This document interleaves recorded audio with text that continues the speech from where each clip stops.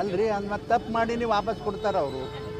ತಪ್ಪು ಮಾಡಲಾರ್ದು ಕೊಡ್ತಾರೆ ಯಾರೇ ಅದರದ್ದು ಅಲ್ಲ. ಮತ್ತು ಅದು ತೊಗೋಬೇಕು ಯಾಕೆ ಇವತ್ತು ಇದು ಎಟ್ಟಾಗ ನೋಡಿರಿ. ನಾ ಮುಂಚೆನೇ ಹೇಳಿದ, ಸಿದ್ದರಾಮಣ್ಣವರು ಸಮಾಜದ ಅತ್ಯಂತ ಹಿಂದುಳಿದ ವರ್ಗದಿಂದ ಬಂದಿರತಕ್ಕಂಥ ಒಬ್ಬ ಮುಖ್ಯಮಂತ್ರಿ ರಾಜ್ಯಕ್ಕೆ. ಅವರು ಬೇರೆ ರಾಜ್ಯಗಳಿಗೆ ಸ್ವಲ್ಪ ಅಂತರವಾಗಿದ್ದರು ಕಾಂಗ್ರೆಸ್ಸಲ್ಲಿ. ಅಂಥ ಒಂದು ಪರಿಸ್ಥಿತಿಯಲ್ಲಿ ಇದು ನಿರ್ಮಾಣ ಆದಾಗ ಹಿಂದೆ ರಾಮಕೃಷ್ಣ ಹೆಗಡೆಯವರು 30 ವರ್ಷ ಹಿಂದೆ ರಾಜೀನಾಮೆ ಕೊಟ್ಟದ್ದು ಜನರು ಇವತ್ತು ಕೂಡ ನೆನೆಸ್ಕೋತಾರೆ. ಸಿದ್ದರಾಮಣ್ಣವರೇ ನೀವು ರಾಜೀನಾಮೆ ಕೊಡೋದು ಭಾಳ ಯೋಗ್ಯ ಅಂತಕ್ಕಂಥ ಮಾತು ನಾ ಹಿಂದೆನೇ ಹೇಳಿದ್ದೆ.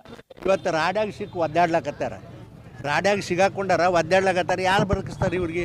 ಅಲ್ರಿ ಸೈಟ್ ತೊಗೊಂಡು ಅದನ್ನು ಕೊಡ್ಬೇಕು ಯಾಕೆ ವಾಪಸ್ಸು? ಅವ್ರ ಸಲಹೆ ಇಲ್ದೇನೆ ಅವ್ರ ಬಾಯಿಯವ್ರು ಕೊಡ್ತಾರೆ. ಈಗ ನನ್ನ ಮನೆಗೆ ನಮ್ಮ ಹೆಣ್ಮಗಳು ಇರ್ತಾರೆ, ನಾನು ಹೇಳಾರ್ದಕ್ಕೆ ಏನರ ನಿರ್ಣಯ ಮಾಡ್ತಾಳೆ? ಇವೆಲ್ಲ ನಾಟಕ ರೀ, ಸಾಕಿನ್ನ ಇದು ಗಬ್ಬು ನಾರ್ಲಕತ್ತ ರಾಜಕಾರಣ. ನಾನು ಬರೀ ಅದು ಒಂದೇ ಪಾರ್ಟಿದಲ್ಲ, ಎಲ್ಲ ಪಾರ್ಟಿದು. ನಿನ್ನೆ ನೋಡಿರಿ ಹಂಗೆ ಕುಮಾರಸ್ವಾಮಿ ಅವ್ರ ಮೇಲೂ ಹೇಳ್ತಾರೆ, ಮತ್ತೊಬ್ಬರ ಮೇಲೂ ಹೇಳ್ತಾರೆ, ನಾಳೆ ನಮ್ಮ ಎಲ್ಲೂ ಹೇಳ್ತಾರೆ.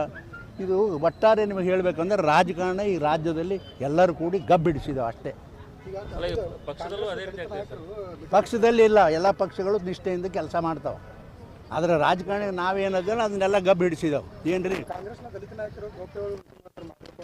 ಹಾಂ ಅಲ್ರಿ, ಏನು ಕಾಂಗ್ರೆಸ್ನಾಗ ಗೌಪ್ಯ ಮೀಟಿಂಗ್ ದಲಿತರು ಮಾಡಿದ್ರು ಅದೇನು ನಾಟೋದಿಲ್ಲ.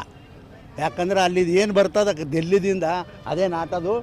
ಜನ್ಮದಾಗ ಅವರು ದಲಿತರನ್ನ ಕಾಂಗ್ರೆಸ್ನವರು ಮುಖ್ಯಮಂತ್ರಿ ರಾಜ್ಯದಲ್ಲಿ ಮಾಡೋದಿಲ್ಲ. ಇದು ಭಾಳ ಸತ್ಯ.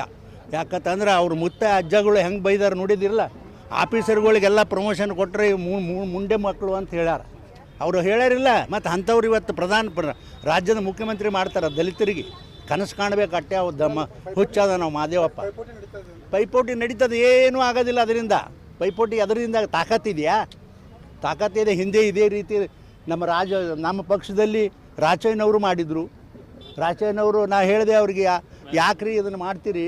ನಾವು ಇರೋ 32 ಜನ ದಲಿತರಿ ಪಕ್ಷದಲ್ಲಿ ಗೆದ್ದು ಬಂದಿದ್ದೆವು, ನಿಮ್ಗೆ ಯಾರೂ ಓಟ್ ಹಾಕೋದಿಲ್ಲ, ಅದಕ್ಕೆ ಸುಮ್ಮನೆ ಇದು ಮಾಡ್ತೀರಿ, ವಿಡ್ರಾ ಮಾಡಿರಿ ಅಂತ ಹೇಳಿ ವಿಡ್ರಾ ಮಾಡಿಸೀನಿ ನಾನು. ಹಾಂ,